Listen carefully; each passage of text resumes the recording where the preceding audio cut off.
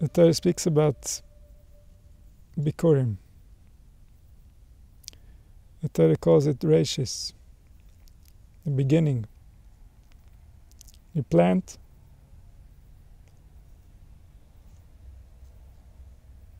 you place the seed in the ground, you allow the earth to do its magic, and then suddenly there's food.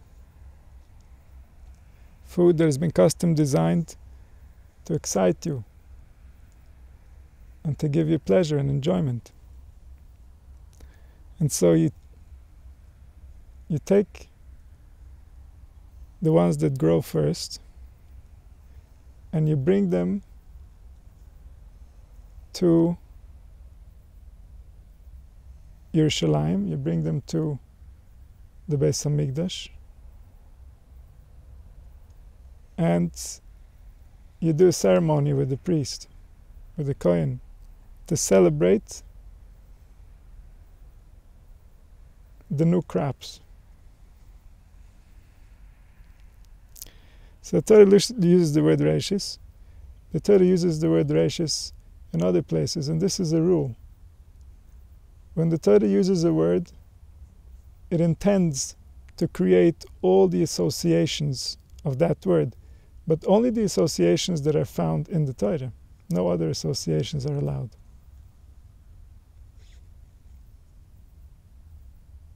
And so the Torah really is about understanding a language, a code that represents reality from a specific perspective.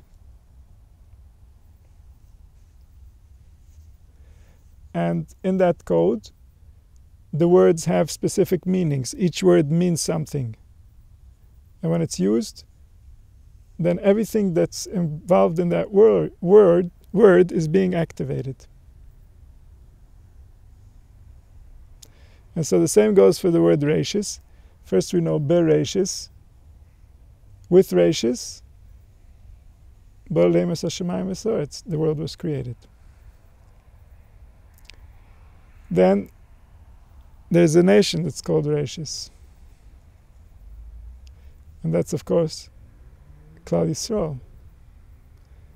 And so Chazal say, the world was created because of Yisrael shenikra Reshis. Bereshis, because of Reshis. Because there's going to be a nation that's going to be the first of the crop, they're going to recognize something before the other nations. For this purpose the world was created. Because there's going to be someone that can understand, someone that can appreciate, someone that can recognize. If not for that, why create the world? Why commit so much energy, so much power, so much life, so much experience, so much sweat and tears, if at the end the results are not going to be glorious? And so, Bishvil Yisrael shenikra Reshis. There's also another nation that's called Reshis. The other nation is Amalek. Reshis goyim Amalek v'achrisa yadei oved. Amalek is the first of nations, but its end is to be completely lost.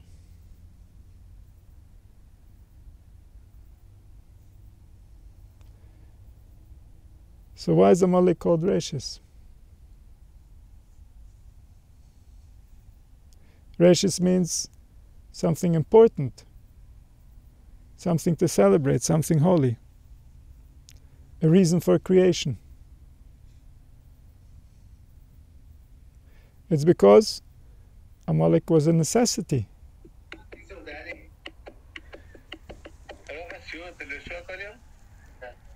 Amalek was a necessity because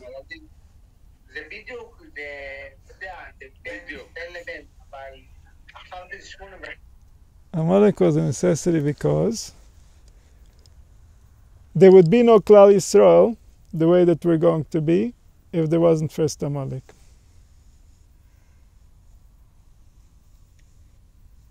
Amalek did something horrible to the world. Amalek is the beginning of nations because Amalek helped humanity forget that there is really purpose, there is really design, there is really a way of doing this and a way of not doing it. And this is the beginning of all nations. All nations are based on this premise, that there's no real way to do it, and therefore we're going to use our logic and try to figure it out.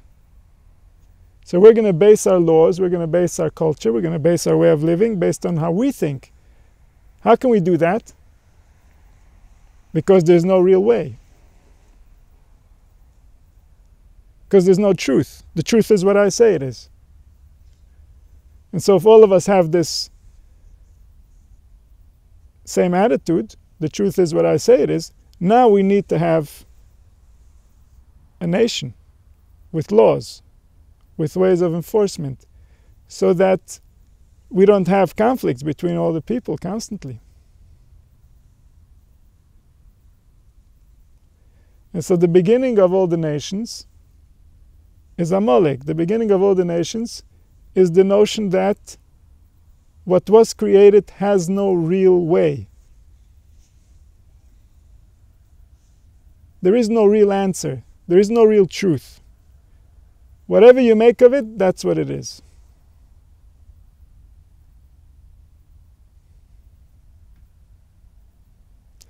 And so this was necessary in order for humanity to realize that no, that's absolutely not true. You can do it wrong. You want to see? Look what humanity did and you'll see there is a way to do it wrong. Look how many millions have died. Look how many millions are suffering. Billions are suffering. And we have no answers. We have no answers because we have left reality long ago. And we have been busy with whatever I think it is, that's what it is. Whatever I say, that's what it becomes. And therefore, we've created a parallel reality that doesn't align with the truth. And so this will prove to humanity that there is a way to get it wrong. And this will result in what will happen after, which is that Klal Yisrael will somehow remember the way of getting it right that has been preserved from the time when people still knew how to get it right. And then the world will see, yes, there's a way to get it wrong, and there's a way to get it right. This is the purpose of the entire experiment called civilization.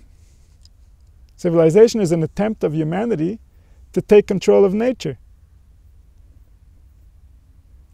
But humanity is not smart enough to control nature. Nature is smart enough to provide for humanity, as long as humanity aligns with nature.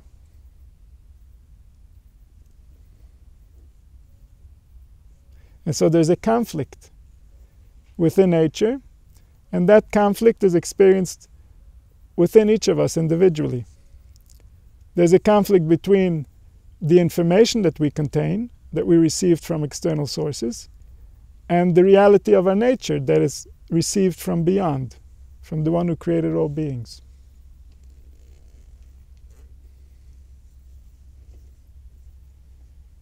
And so Reish is Goyim Amalek. Amalek is the beginning of the Goyim. This is the beginning of that phase.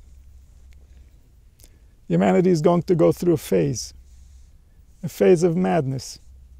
Humanity is going to lose their minds. There's no other way to describe war other than humans who have lost their mind.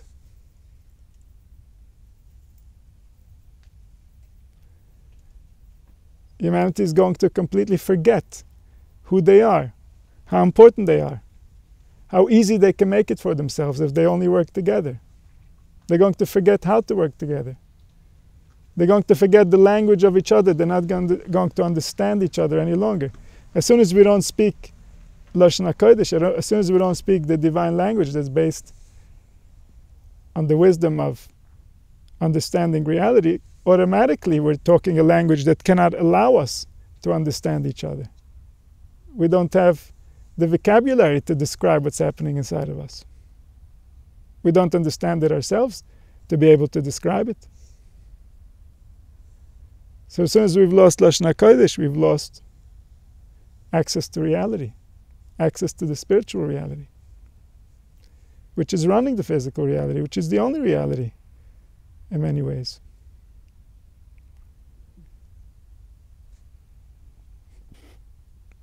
He's a phase. Amalek is a phase. He came to teach the world a lesson. And then he goes.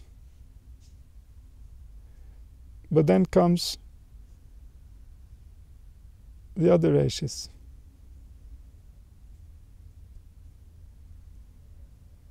And the other Reishis is a realization of the true intention of nature, of what's all this evolving to. What's the purpose? What's the reason? What's behind the desire for our existence? And that Reishis, that tribe, that part of humanity that's going to eventually become, has been designated from the beginning. And that designation resulted in us receiving a Torah, receiving instructions. Instructions that relate to how we're going to survive Amalek. That's number one. How are we going to survive? Nation after nation, all kinds of people with the craziest ideas and intentions of what this world is about, that are simply going to take the globe by force with the might of the sword in order to spread their ideologies, in order to spread their beliefs, their understandings, their laws, their lawlessness, whatever it was.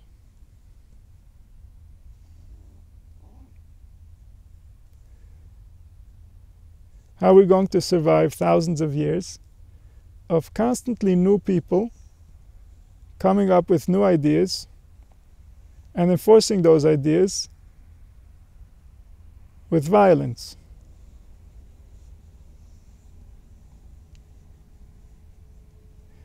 This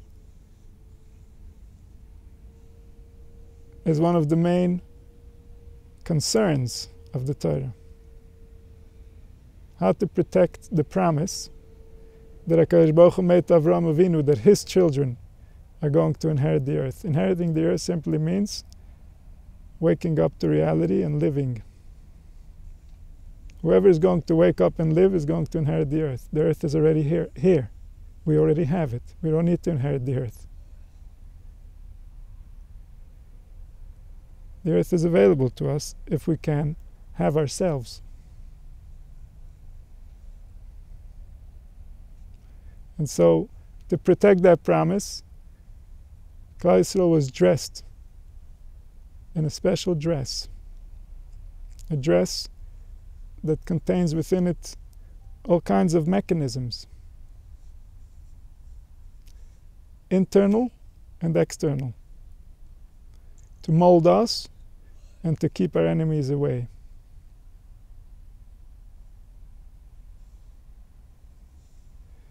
And this contract, this understanding, this agreement was given with a double-edged sword. It's not something, at least on the face of it, that we can easily get out of. In the Gemara there are some remozim, that there are arguments that we can make of why it's not our fault that our great-great-great-great-great-grandparents didn't understand how difficult it's going to become, and they accepted on themselves so many different things. But on the face of it,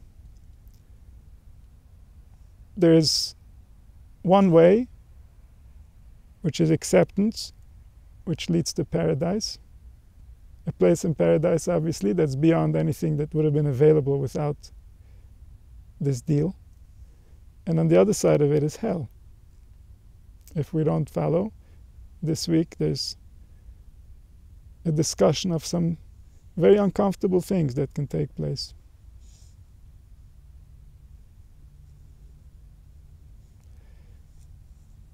And this is the reality of humanity at this point. The reality of any baby being born is that they can live their life a certain way and experience some level of paradise, although the higher levels of paradise don't seem to be easily accessible. Or if they live a certain way, or sometimes simply because of the environment they were born into, life is most likely just going to be hell.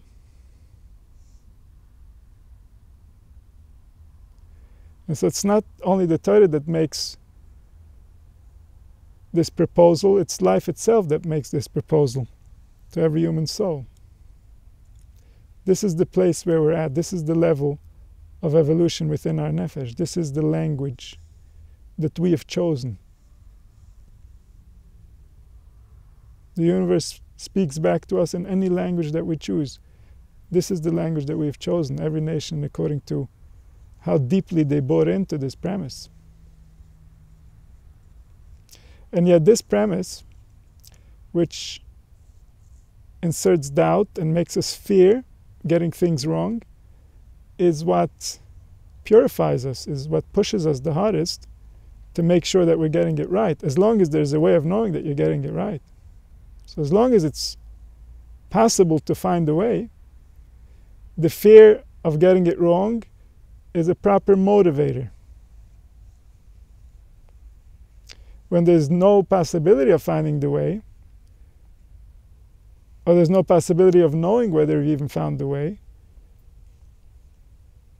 then the fear of punishment is not a healthy motivator at all. It's dangerous. Because there's no point where you get to calm down. There's no point where you get to relax. The whole point of pushing someone to try their hardest is if at the end they'll be able to rest more deeply.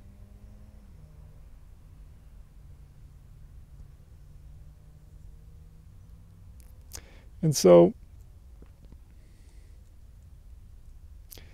when the Torah speaks about the klalos, the Torah speaks about what happens on the negative side. To us, we already saw. We know.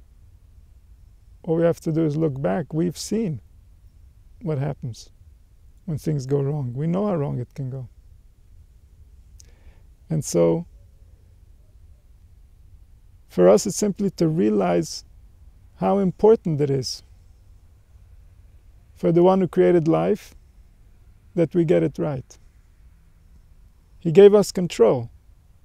It's our body, our mind, our being, our soul, wherever we might place the point that causes everything else to happen.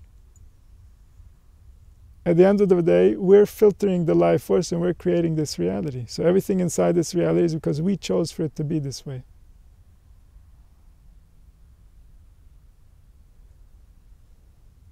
And it's our choices that are going to decide what happens after.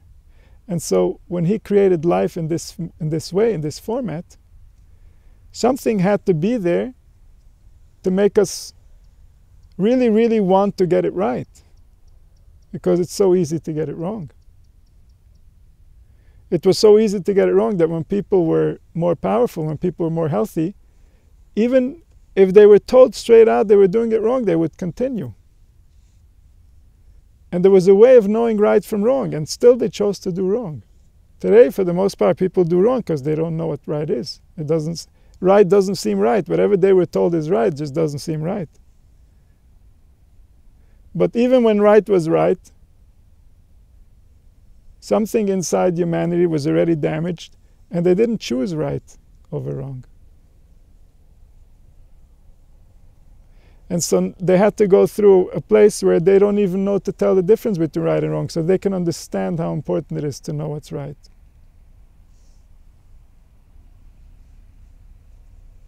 And so all the curses, all the negativity that seems to be aimed at Klal Yisrael is simply because of the importance that we get it right. it's so extremely important that we get it right, because we're losing out so much. Not only we're losing out so much, everyone is losing out. All the nations are losing out. Nobody has access to life. Nobody can inherit the earth. Everybody is being run by forces that are on automatic. They don't take into account what's really best. They simply are there because they were there yesterday, and they're going to be there tomorrow, and they continuously are doing their function, but it's not really humanity that's living. It's different ideas, different political beliefs, different drives for possessions or for honor, for different relationships where we're trying to use each other for different interests. That's for the most part what's running humanity. It's not the authentic human realization of what's best that's at the essence of that movement.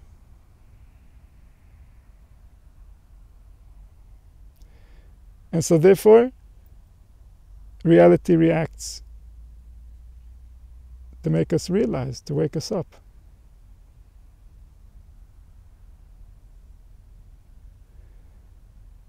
And this is the power that we have. The power to realize that there's something else, that we are something else, that something is missing. We feel that it's missing. Everybody feels that it's missing. But not everybody knows that it's missing. You have to know that it's missing. You have to remember that it's missing. This is why we speak about the building of the Beis HaMikdash all the time. We speak about Mashiach all the time. It's to remember that something is missing. It's to remember what that feeling is really about, where that lack is really coming from. Because whichever way we're going to try to settle our energies, something in our environment is really not human friendly. Something on this planet is really off. And it's our planet.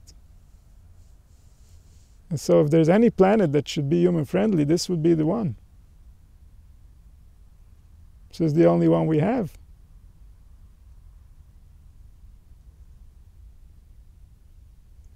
And so therefore, when we go away from the truth, there are consequences. There should be consequences. The only time those consequences seem unfair is when we don't really know the truth. This is what's making everything so difficult, is we don't know the truth. If we knew the truth, we would invest our energy in the right direction and we would have fruits. We would have results. Nature doesn't waste our energy. If we invest it properly, then we get much more than we invest. We get back manifold. But we need to know what to invest in. We need to know what we want to build, what we want to create, what we want to plant.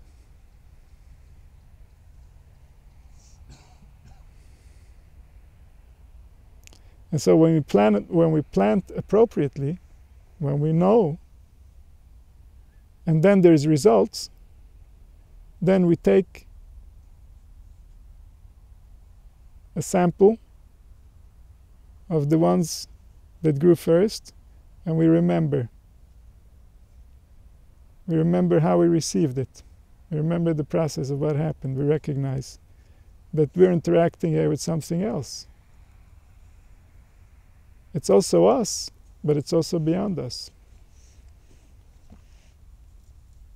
And this is what gives us the fruits. This is what gives us the production of the earth. It's the same force that gives us the production of the humans.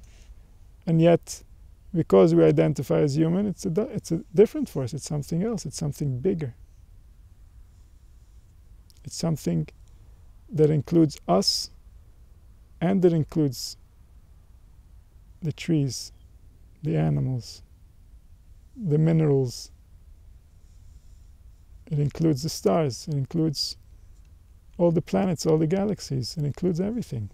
It's that same thing that dressed up as everything, that also dressed up as us. So may we have the merit to align with this process of nature that's creating us. To know how to surrender. To know the proper way of surrender. There are some ways that we're absolutely not allowed to surrender. We can only surrender in the right way. Surrendering to despair, surrendering because we don't think we deserve anything better, or surrendering with any negative intention, is surrendering to a force that's not really friendly.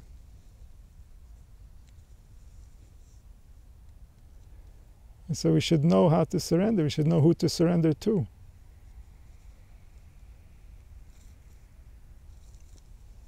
We should know how to plant. We should know what to plant, so that we can see results, so that we can see fruits.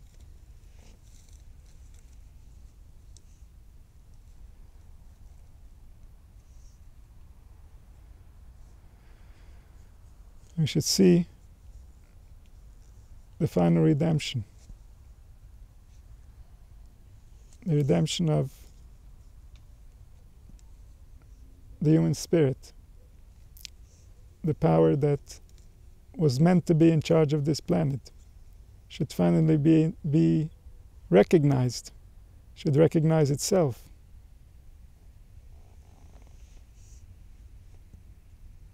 May it happen soon.